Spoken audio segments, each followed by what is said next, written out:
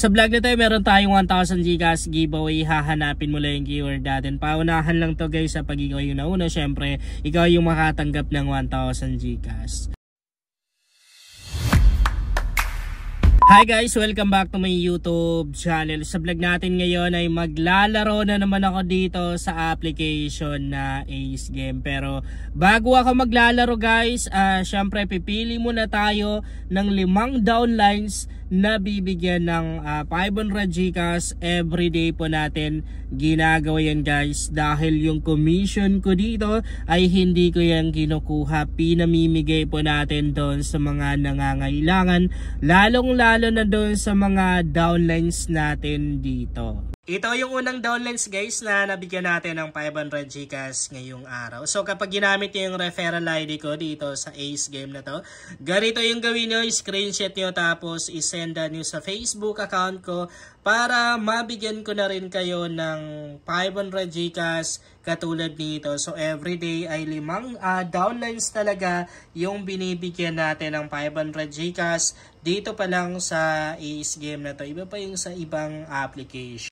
Okay guys, maglalaro na naman tayo dito sa Ace Game na to.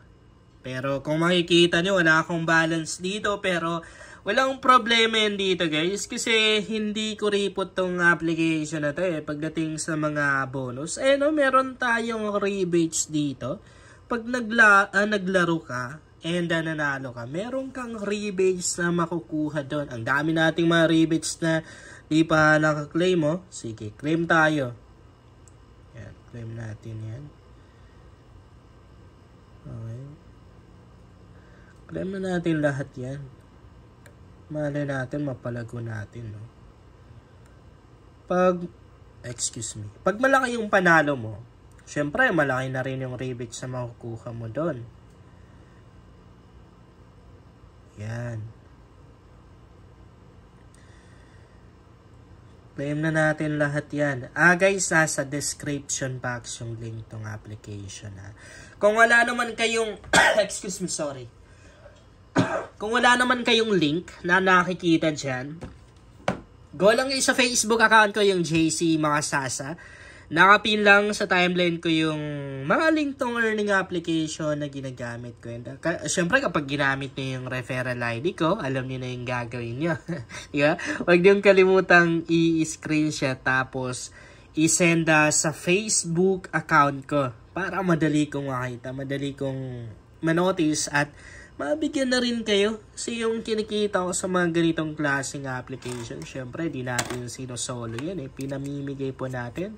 Sinishare po natin sa iba, lalong-lalo na yung sa commission. Kasi yung commission na yan, hindi naman natin kikitain yan kundi dahil sa ibang mga tao or kundi dahil sa mga downlines natin. Kaya prioritize natin dito guys yung mga downlines. Pero even hindi ka downlines, syempre, matutulungan ka pa rin naman. Kasi tumutulong lang pa tayo. Hindi naman tayo humihingi ng kapalit. Wala namang kapalit. Okay. Sige. Dito na part, kita naman din natin na grabe si Dragon, no? 5 beses nang lumabas. And actually, gusto ko na rin mag-Dragon. Kasi alam naman natin tong Dragon versus Tiger na to. May mga time talaga na umabot pa nga yan ng 10 beses pataas. Talo tayo. Ay, panalo pa rin, no? Kita niya.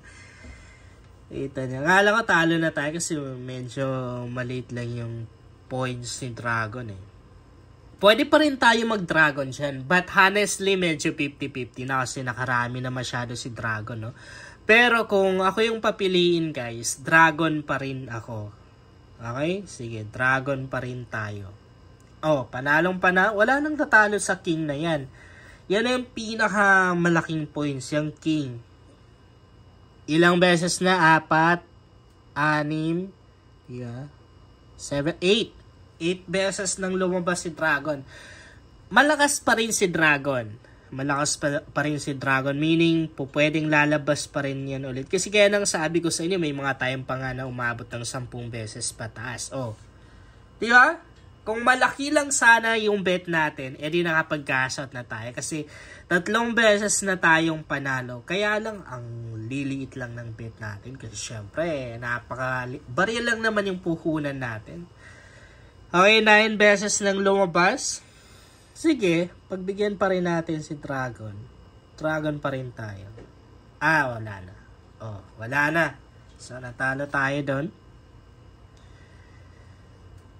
So, dito, kapag ganyan guys, pwede tayong mag-tiger ulit. Matatalo lang tayo dyan kapag ang ginawa niya sa part na to ay mag-alternate. Pero kung hindi siya mag-alternate, panalo pa rin tayo kasi si Tiger pa rin yung lalabas kung ganun, di ba?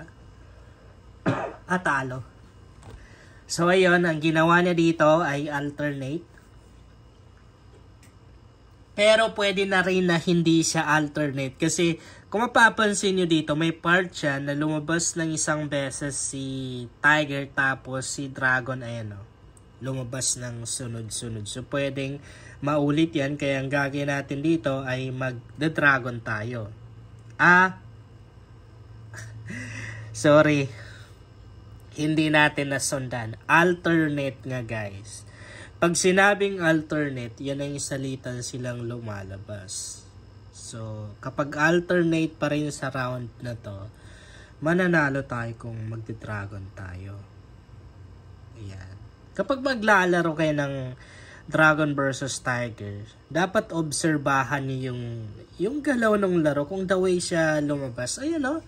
As you can see, panalo tayo. Nagkamali lang tayo kanina. Natalo lang tayo kasi hindi natin sinunod yung alternate, no? Kasi akala ko hindi pa mag-alternate sa part na to eh. Kung alternate pa rin, excuse me, sorry, sa round na to, sige, mananalo tayo kung mag-tiger tayo. Talo. Okay. Tie. Kapag tie, syempre, walang talo, walang panalo. Maliban na lang kung nag-bet ka sa tie. Pwedeng tiger pa rin. Pero may mga time kasi na pag ganyan, nagda-dragon siya pero sige na. Wala na. Talo na tayo. Nag-dragon nga. Nag-dragon guys.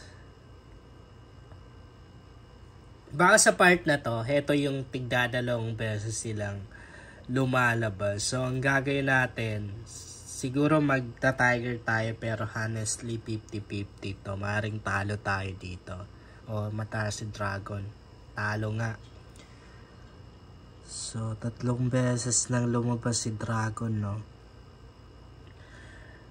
Okay. Habulin na lang natin. Magta-Dragon tayo. Kasi malay natin. And sa kwan na kasi na to, sa oras na to, mas madalas talagang lumalabas si Dragon, no? Okay, kita nyo, panalo tayo. Kung nag-tiger pa rin tayo, di talo pa rin tayo. Talo na naman tayo kung nag-tiger tayo, no? Sa round na to, malakas na si Tiger. Pwedeng Tiger na yan eh. So, Tiger tayo pero hindi pa rin masyadong sure kasi panalo na. Ayan o. Ang galing, no? Kung malaki lang sana yung bet natin, libo-libo na yung napanalunan sana natin. Pero wala tayong magawa. Kasi maliit lang yung puhunan natin. Okay.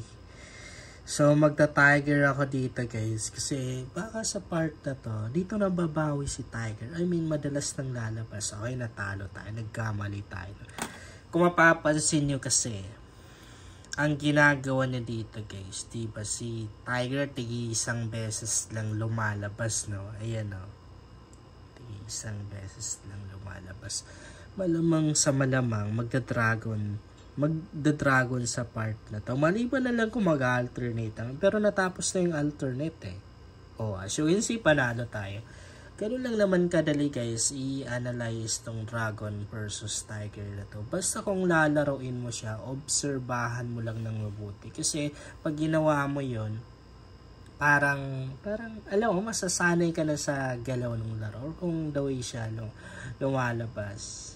Okay, so ubusin na lang natin kay Dragon. Mataas, panalo. Grabe. Panalo. So dito na part, 4 na beses lumabas si Dragon. No? Meaning pag mag-Dragon tayo, medyo malaki pa rin yung chance natin na mananalo tayo. Although medyo 50-50 na rin. Kasi pwedeng lalabas na dyan yung Tiger eh. Kasi masyado nang nakarami yung Dragon. Di naman pwedeng Dragon na lang lagi yung madalas lalabas. Babawi at babawi pa rin si Tiger. Pero as you can see, panalo tayo. Bali, 4 na beses nang lumabas si Dragon. Nakabawi tayo. Ito yung mahirap itong part na to. Kasi di ko alam kung magta-Dragon tayo or magta-Tiger tayo. Pwede naman din tayong mag-pass or di mo na magbe-bet. Pero mas prefer ko na si Tiger. Kita naman din natin ang dami ng tumayang kay Tiger. Ibig sabihin malakas na siya. So nag-tie. Alam niyo ang papel talaga ni tie guys. Pampalito yan. Pampalito talaga yung tie na yun. Kanina nag-tie tayo. So yun na yung natalo tayo. Ilalaban kaya natin si Dragon.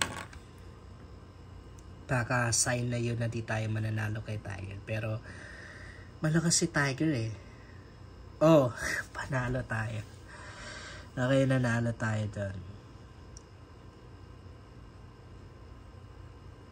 5 beses nang lumabas si Dragon. Ito yung pinakamahirap itong part na to.